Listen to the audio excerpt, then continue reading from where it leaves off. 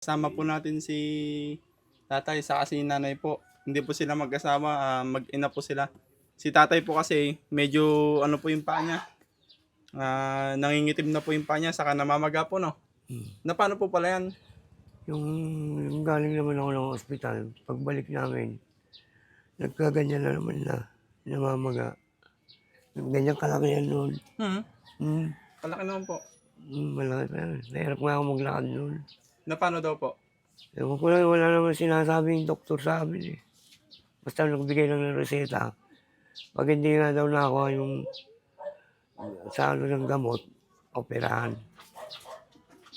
Kasi may bukol yung ano ko dito, are. May bukol po yung ari niya. Yung Malaki din po.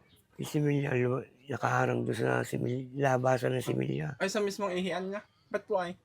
Ewan ko nga po, hindi naman malaman, hindi naman masabi ng doktor eh. Eh di paano po yan? Ganyan lang po? Minsan kumikirot dito, hanggang dito sa taas na to. Parte na ito. Nakaihi pa po kayo? Paano po kayo nakaihi? May bukol sabi niyo. Ano na parang nalulusaw yung bumibili ako ng mga pangkirot. Na lumilit po pag may gamot. Ayan po, si tatay po pala, meron pong sakit sa kanyang paa, tapos sa kanyang ari. Ito naman po si Lola po, ang nanay po ni Kuya. Ano po ulit pangalan niya? Chopilo Abillonar. Jopino? Chopilo. Ano? Chopilo Abillonar. Chopilo? Si tatay Chopilo, saka si, ano pa pangalan? Neneng. Neneng? Chopilo, saka si nanay Neneng. Kamusta po kayo nanay Neneng? Ito, mabuti naman. Nahihilo lang ako. Naiyak na si nanay, oh. Bakit po, nay?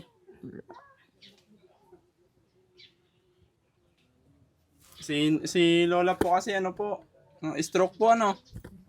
Oo. Ilang taon na po yan? Di, isang taon pa lang naman ako.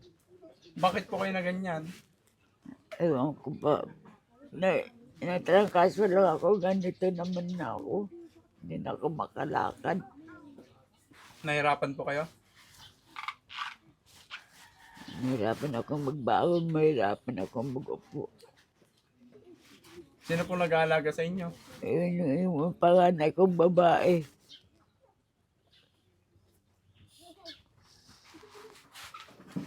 Isang taon pa lang po palang stroke si nanay, no? Ginawa po namin doon sa Marikay na yan. Dinala ng mga pamangkin ko. Hindi naman kasi nila maharap. Kaya pinakuha ng ate ko. Eh ngayon, pag wala nang ano ng sibuyas, nahirapan na naman kami maghanap ng pambili ng pampers. Ang gusto namin, may pauwi doon sa Marikay na. Iuwi niyo po siya doon? Saan po? Sa kapatid niya? Sa mga kapatid ko po yun. Gusto po nila? Gusto naman niya umuwi ni nanay ko. Tsaka yung mga kapatid ko po yun. Bakit po hindi niyo siya may pauwi? Eh wala mo, pera ang kailangan. Magkano po ba pamasahe doon? Yung sa ambulansya, 5,000 hinigay sa amin. 5,000 po? Diretso na yun sa amin. Kalaki po pala, no? Balikan na yun. Ba't ayaw niyo pong dito lang si nanay? Nahirapan po kami na wala po. Pag natapos yung ng sibuyas, wala na kaming hanapan ng pambiling pampers. Nahirapan po kami. Kung may 5,000 po si Lola, Makakauwi yun. makakauwi na po siya. Sakto na po yung 5,000. Ako na yan, sir. Tapos po, yung mag-aalaga po doon, meron naman po silang pambili ng mga diaper, gano'n po. Meron naman po may mga trabaho na may mga pamangkin ko. Ay, mga pamangkin niyo po mag-aalaga? Tsaka yung kapatid kong bunsong babae. Wala din po siyang trabaho doon? Minsan naglalaba, nandun lang sa bahay nila. Asawa niya lang yung nagtatrabaho. Gusto niyo po doon, Apong? Oo. Sa Marikina? Oo.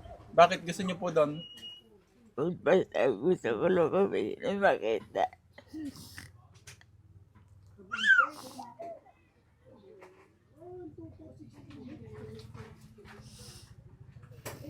Gusto niya rin makita yung mga apo niya. Mas gusto niyo po doon kaysa dito? Wala naman. Pagtapos ay sibuyas, wala naman na buhay sila. Kawawa naman. Kawawa naman yung babae maghanap ng pagkain namin. Kasi ito hindi na makabuhat na mabigat eh. Yun ang isang bunso ko, lalaki yung naghanap buhay. At yung asawa niya, nakahiya na ako. Pabigat lang ako sa kanila. Huwag niyo pong isipin yon, Apong, kasi po nung bata naman po sila, kayo naman po nag-alaga sa kanilang lahat. Oo nga. Kaya ano po, huwag niyo pong isipin na pabigat po kayo sa kanila.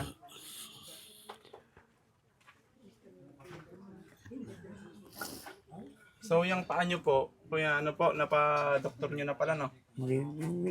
Yung una lang, nasalinan ako ng dugo. Na isang buwan kami doon. Hindi ko nga alam anong ano yung sinalin sa akin ng dugo. Kasi pag uwi ko, puro may mga pantal-pantal siya. Parang allergic. Lalaking pantal. Kalaki na po, no? Ano? Pero dati po, mga ganyan niyang kalaki. Hirap nga ako maglakad. Buti lumit po. Ay, ininom ako lang ng gamot na pang kirot. Tsaka yung ayaw ng matamis. So ang pinakakailangan niyo po, yung parang gamot po. Tapos si nanay po, ang problema niya po, pamasahin, no? Para makauwi sa Marikina. Hingi po tayong tulong, kuya. Kaya po ano, sa mga nanonood po, baka may sakaling mga sponsors po na makapanood. Nanonood po, nahingi po ako ng tulong sa aming mag-ina. Pang ano lang po ng pamiling gamot.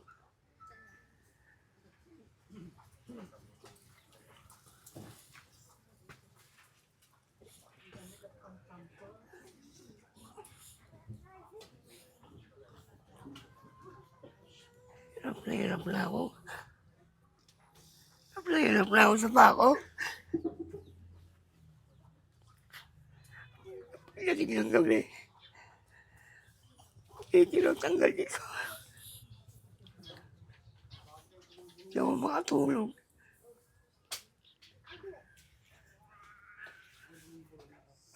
Hindi po, pag ano ibibigay niyo po sa amin.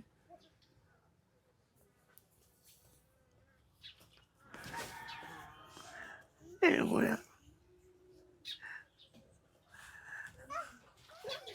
Hindi naman ako makahanap buhay.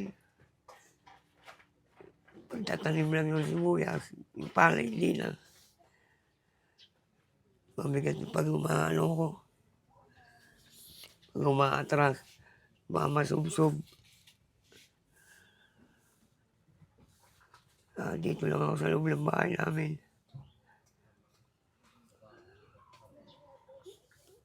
Ano po na.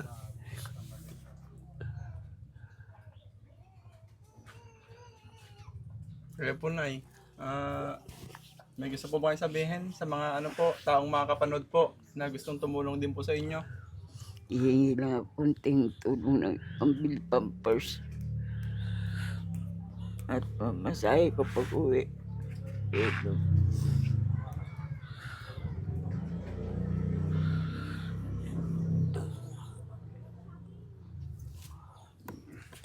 Umabot na nga itong madaya.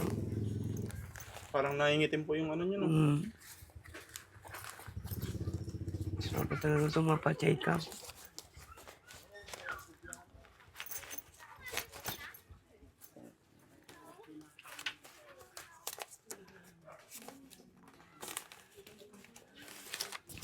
Ito po, kuya.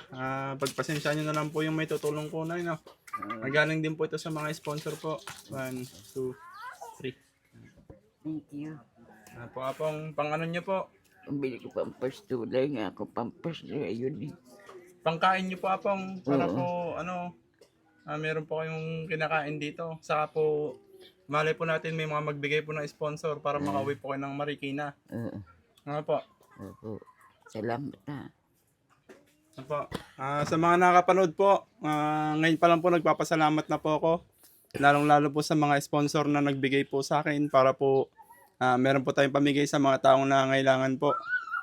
Sana po matulungan po natin sila nanay, si kuya po, para po makauwi na po si Lola sa ano po, Marikina. Po, maraming salamat po. God bless you all. Thank you so much.